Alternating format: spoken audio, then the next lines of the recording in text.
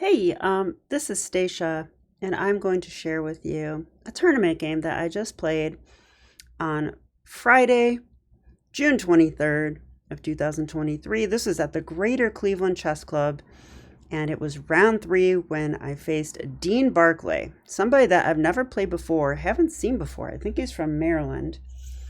1750 USCF. He is an adult, a bit older than me probably, and okay, higher rated, and we both were sitting at 2 out of 2 in this tournament.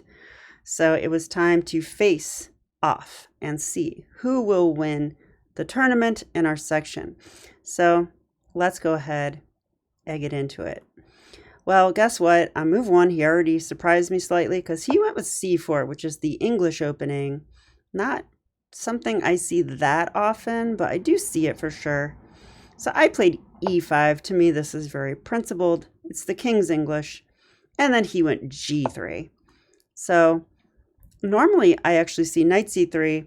And against this, I like to play bishop b4. And I do intend to just simply take this knight. Like if they let me, I will take this knight. And if they take back, I'll simply play d6 and claim that my light square bishop is happy, and hopefully I can play against the double pawns. And that's how I currently play it. It's not my favorite, but it is called the Kramnik-Shirov counterattack. And it's interesting. It's positional, which isn't exactly my kind of chess, but I can do it. Okay, but against g3, I get to be a little more combative, and I like this move, c6.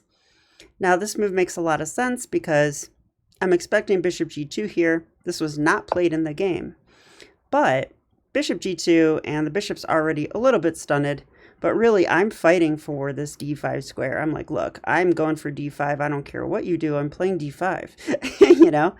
And okay, in the game though, he thought a while and he played this d4 move, which I do think is the main line. Let's see if it is. It is the main line. And here, I've had this position before in a tournament game. I think at the Joya Memorial last year, or it might have been the Congress 2 years ago. I bet you I have this game in this very study. Let me just see if it is in here real quick, because why not? I think it's in a different study. Okay, I won't bore you guys, but in that game, I didn't play the best way. I think I played something crazy like knight f6, I do recall. And I was thinking, if they take, I'm going to play check, which I did do in the game. But this did not work out so great, if I remember right, because I think they just simply, I mean, why can't they just play bishop d2? And then, yeah, I get the pawn back, but who cares? I mean, I don't know. It doesn't seem all that great. Why is my queen here? Can't they just play like, they could play like this, for example? That seems okay. And maybe they just developed a knight. This knight's going to come to f3 next, attack the queen. So that was me coming up with my own opening on the fly. Not recommended because it wasn't very good. But I remembered my prep from that game from a year ago. So thank you, Chessable. That helped. So I didn't take the pawn. I played e5, e4. And this is consistent with my plan to play for d5. And now I'm stopping the knight from coming to f3. So here he went d5. And this is the exact move I was worried about in my studies. I was like, yeah, what do you do if they go d5, you know? And so I analyzed this, and I had some preparation here. So I got to play it. I played bishop b4 check. I'm just happy I remembered it, honestly, because you don't always, you know. You look at something like once or twice, and then you hope you remember it a year later. But this time I actually did, because on bishop d2, I played this interesting move, e3. And you're probably going, Stacia, you forgot about your bishop. Okay, they can take my bishop, but then we take here with check. And this did happen in the game. And then I feel like he has to take. I mean, you can try king d2, but this seems insane to me, right? Like, I take the knight and make a queen. They take back. I can't imagine that black is any worse here. it can't be true. So generally, when you take with check, they're going to take with the king. Okay, they lose their castling rights, and now we get our piece back with queen b6 check. So I did remember this idea and calculated it accurately. Okay, so now he plays e3. I'm basically out of prep now. I mean, I know I should take the bishop, so I did that. And he then played queen to d4, which is a pretty interesting move. This move comes with tempo on g7, so that is true. Now, I was analyzing this with the great Ben Al-Shami. I remember he suggested some kind of move here. Maybe it was for white, actually. Yeah, I think after knight f6, which makes sense. We're just developing and stopping. Queen takes g7. I think he suggested this move, knight c3, and I didn't see this in the game. I was kind of hoping he would do this because I was going to take with check, and, you know, the knight's pinned and the rook's attacked. But actually,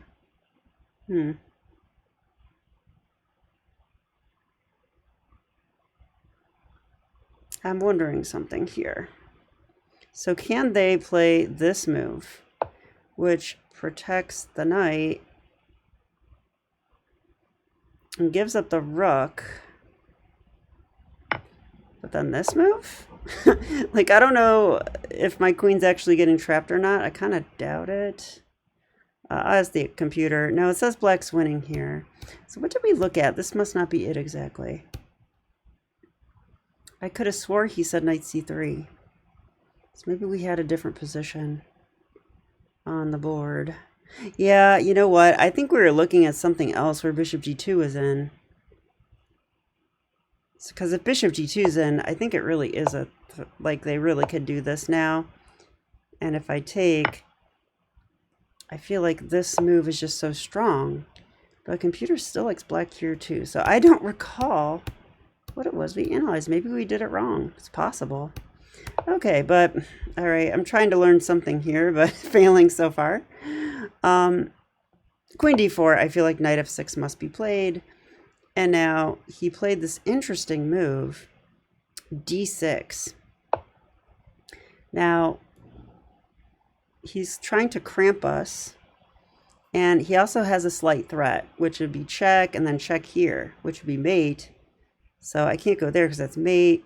If I go here, it just looks terrible, right? Like, I don't believe it. It's like if I did nothing here. I mean, I do think this is actually a threat.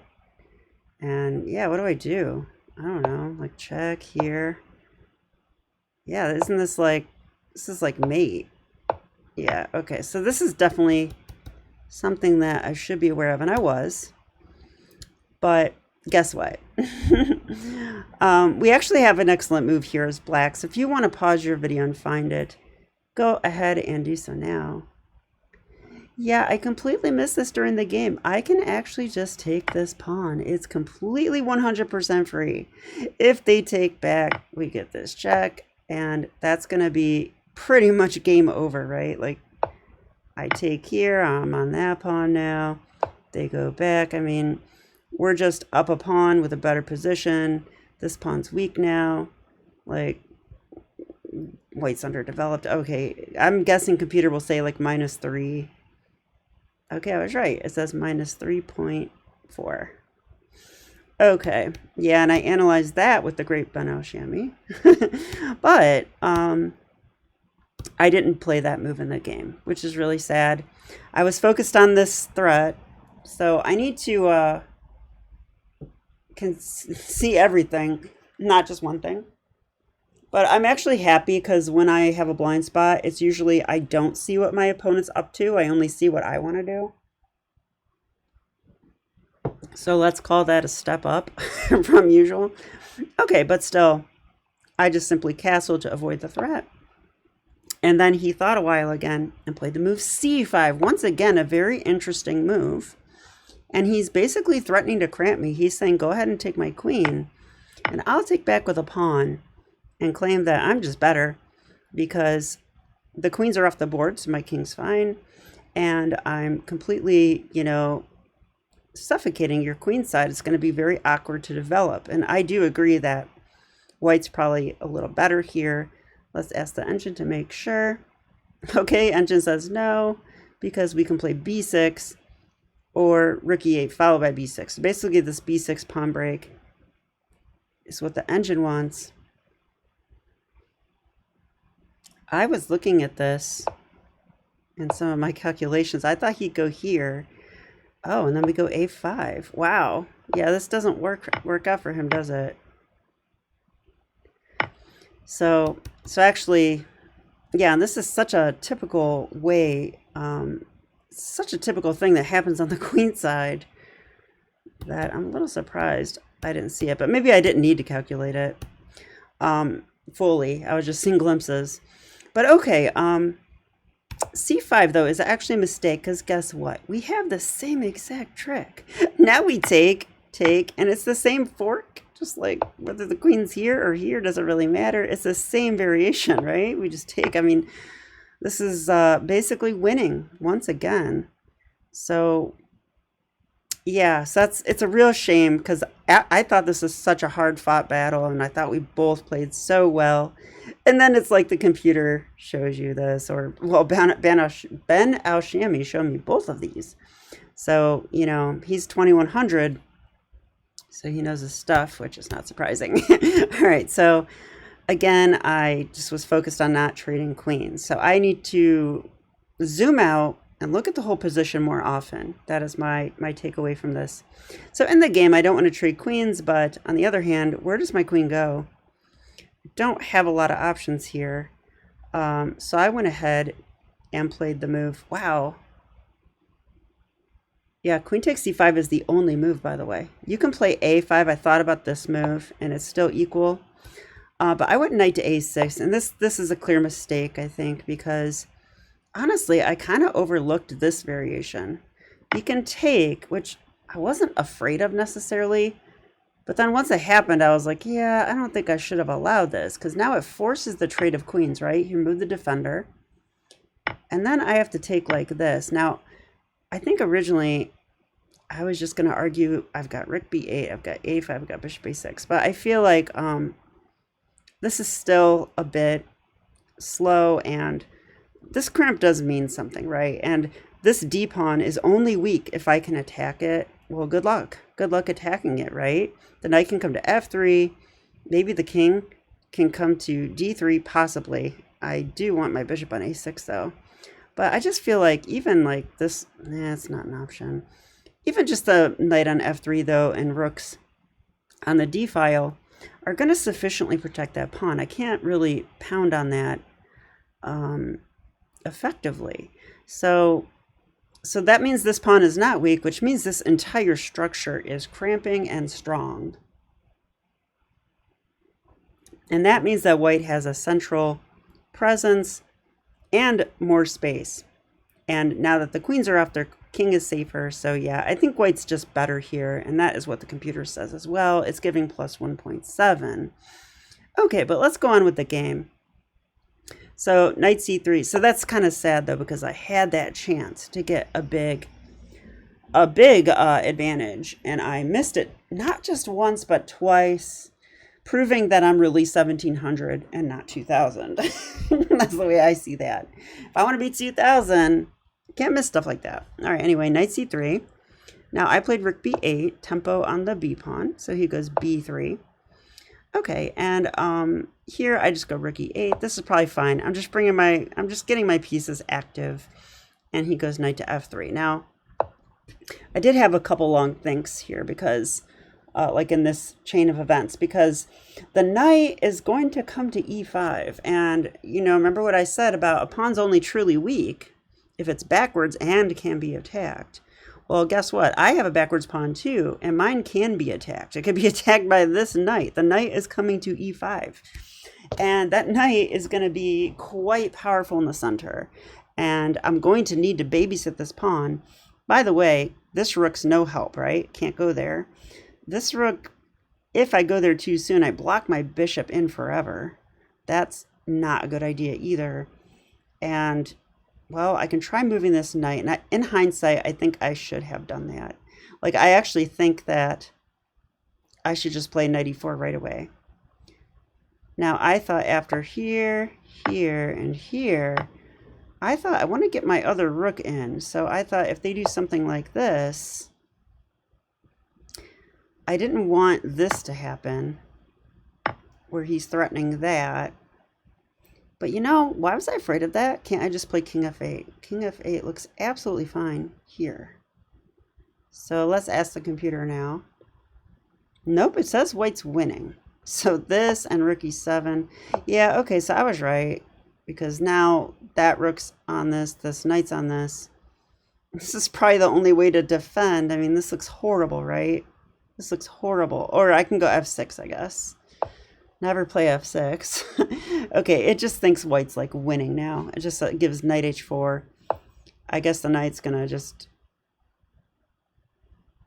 come here, and I don't know what's gonna happen, but my pieces are terrible and white's active, basically. So, okay. So, I didn't calculate it right, but my intuition was right. So I went a5 because I'm like, look, I've got to get my rooks connected.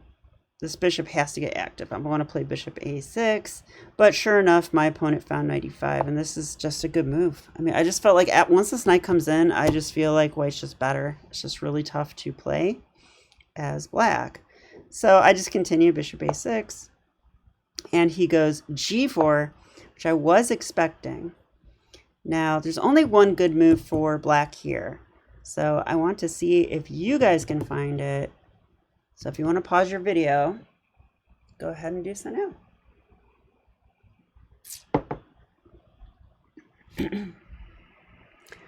Yeah, you know what is sad is that I considered this move and I didn't play it.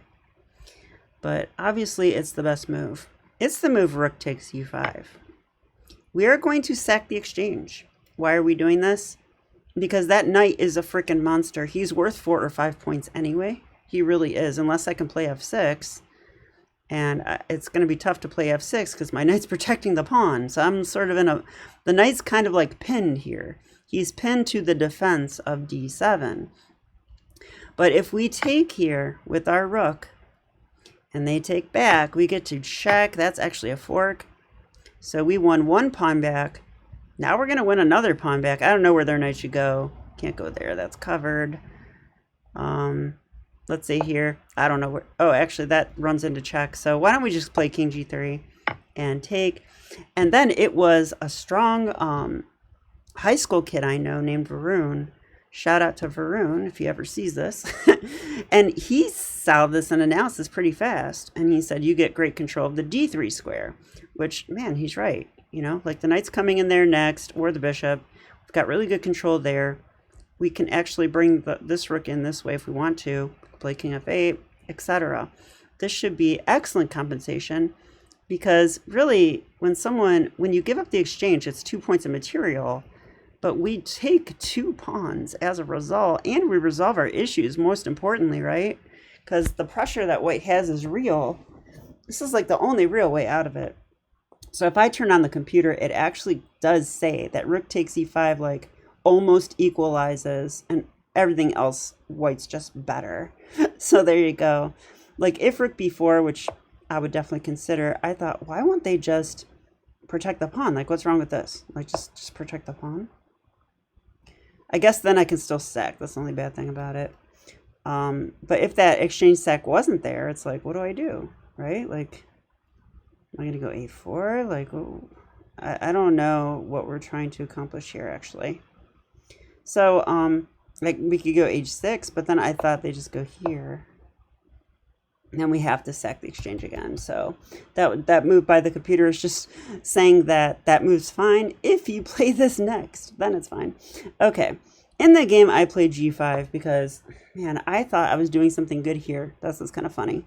I'm like, the kids always play g5 and it's always good. Like, a Moog Tripathi will be proud if I play g5. That's literally what I thought. But it's not good because there was a better move. And this doesn't work out, which I could kind of see too. The problem is this move h4, right? Because, okay, I planned h6. This happens and takes. Okay, the H file is open, but I thought here, I have king g7, rook h8, I should be fine. But what I didn't calculate quite deep enough when I played this, and mind you, I did have 4 minutes, like 3 or 4 minutes left on the clock. Excuse me. I'm sorry, I have the hiccups. All right, so he goes rook h3, I go king g7. And the problem here is that after this move, I was originally planning rook h8. But just picture this. If takes, and I take, and he takes, my king takes. Guess what? This pawn's hanging, this pawn's hanging. Like, I'm just like completely losing, right? Like this is gonna be just lost. So I can't even do that. I would have to do something. I'd probably find the move rook b4, which is what the computer wants. It says black's better, which is surprising to me. Why is black better? I have no clue. Like knight e2. Okay, well, if knight e2, we can take it and then take here. Okay, I'm starting to see. Then we're on that twice. Okay, I'm starting to see there is counterplay here. Now that is what I need to see in my games, which I didn't see here, but it was time pressure. But guess what? You guys are either going to be disappointed with me or proud of me or both. I'm not sure which. I feel kind of both myself. But after the move, I think rook h3, pretty sure my opponent offered me a draw in this position. And the reason is that he had 2 minutes on his clock while I had 4.5 minutes. And so I didn't even take the draw right away. I calculated a little bit and I was like, yeah, I'm like, he is low on time. So I realized I was going to lose this pawn and I still played king g7. And after this move, I looked again and I was like, yeah, I don't want to play rook h8. It just looks really terrible. So instead of finding rook b4, I did offer a draw and my opponent accepted. So this game ended in a friendly draw, which is a little bit sad because I think rook b4 would have won me the game. Yeah, I think it would have. Okay, but you do have to calculate. If rook b4, I am allowing some stuff here, right? Like check. Oh, wait, knight's guarding. Okay, so that's good. But the knights might be overworked then. Let's just say, like, what would he do then? How does he proceed here, actually? After rook b4, doesn't have knight e2, so can he just not protect the pawn, or what's going on here? Can he play king? He can't go king e3, because then I yeah, I don't know. I really don't think he can go king e3. Yeah, actually, he can't, because that pins the knight, so then we play check. So I don't know what he does now. I guess he has to, yeah, he would have to come back and defend. Yeah, and I guess in low time, if I have more time, I do want to play this position. I might sack the exchange now because he's so low on time. So why not? You know, if he takes here, I get check. I mean, this does look quite interesting. And then this is what we were looking at before, right? So I think all of this could have equaled a win, but for now, I'm a little happy that I was about to play. I played rook h8, which is not a good move. He could take, and then like win easily. But because I was up on the clock, it saved me that half point. That's basically what happened here. So just once again showing how important time management is and how important time pressure is in rapid chess if your goal is to get good results, right? Like if you're looking to improve at chess, okay, it's probably not the best idea to play practical and just try to make quick moves. But if you want results and you want higher rating, you kind of have to. You can't get away from that. No matter how many times my coaches tell me, I'm not buying it, right? Like I listened to them for years. And eventually I want some results. If I don't learn how to get results, how will I ever become a master? I think that's part of the game. And given that rapid chess is most prominent, what choice do I have, right? I've got to get good at rapid chess. So my opinion on the matter, though, is this. I am, of course, not giving up on being a chess purist. That is where my heart and soul is. That's what I love about chess. I want to play the best moves. That is my goal. But I also want to have that ability to play practical moves when I need to, like shift into that mode when I need to. I don't have that mode. And I think that's what my coaches don't realize. I didn't learn chess as a kid. Okay, I learned as an adult. So all this stuff that kids usually do, I didn't do any of that. Okay, I did all of this as an adult starting at age 35. So I think it's a little different for me and other adults that might be in the same situation. But yeah, I just talked a whole bunch. So I think we'll end the game here. So thank you for watching if you did. And if you listened, double thank you. Please like and subscribe. I am interested in growing this channel and improving it a great deal in the near future. So I'm improving a lot of things though, so it might be a little while, but I hope you enjoyed this, and I'll be back with more chess. Okay, bye.